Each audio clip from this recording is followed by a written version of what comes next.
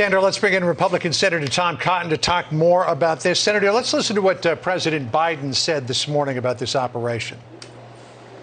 Last night's operation took a major terrorist leader off the battlefield, and it sent a strong message to terrorists around the world.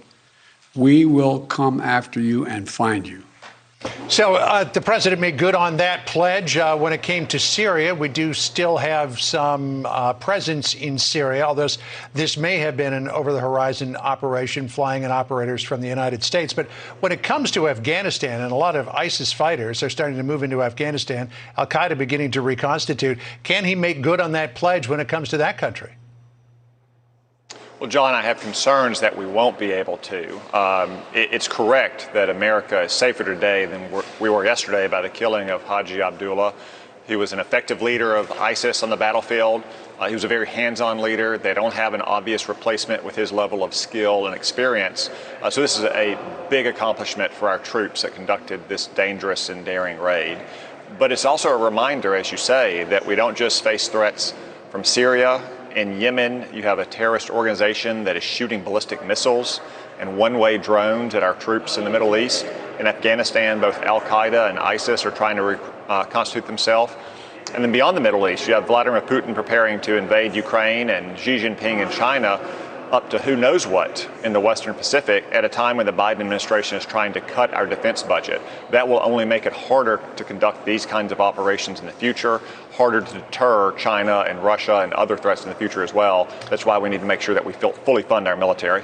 When Haji Abdullah's predecessor, Abu Bakr al-Baghdadi, was killed during the Trump administration, then private citizen Joe Biden wasn't very charitable, saying, quote, as more details of the raid emerge, it's clear that this victory is not due to Donald Trump's leadership. It happened despite his ineptitude as commander-in-chief. But if memory serves, Joe Biden was against the raid that killed Osama bin Laden.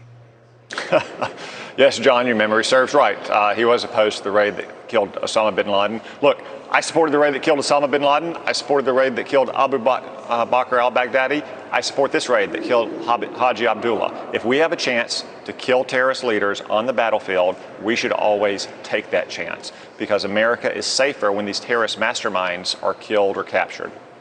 Let me switch to Ukraine, if I could, because some U.S. forces will be going to Romania and Poland, also bolstering the force in Germany. And today, in the Pentagon briefing, the Pentagon spokesman John Kirby confirmed the Washington Post story that indeed Russia may be planning a false flag operation as a pretext to invasion. Listen here. We believe that Russia would produce a very graphic propaganda video, which would include corpses. And actors that would be depicting mourners and images of destroyed locations, as well as military equipment at the hands of Ukraine. How concerned are you, Senator, that Putin might try to pull that off? Well, it wouldn't surprise me if he tries to pull it off, John. You know, subterfuge and camouflage and other such tactics have been a hallmark of Russia, the Russian way of war, not just during the Soviet-Russian days, but during the Tsarist days as well.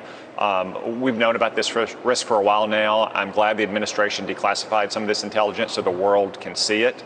I think, though, it would be pretty far-fetched to imagine that Vladimir Putin has 150,000 troops massed on Ukraine's border. Ukraine, a country of only about 40 million people, whose military is far smaller than Russia's military, and that they would somehow engage in a provocative attack on Russia that would justify Vladimir Putin invading. Look, Vladimir Putin has those troops stationed on Ukraine's border because he wants to invade, not because he's been provoked to invade. Senator, I assume that you were in that classified briefing earlier today from Pentagon and State Department officials on all of this. I know you probably can't disclose much of what you heard, but were you satisfied with what you heard? Did you come away with more questions than answers, or did you get some of your questions answered?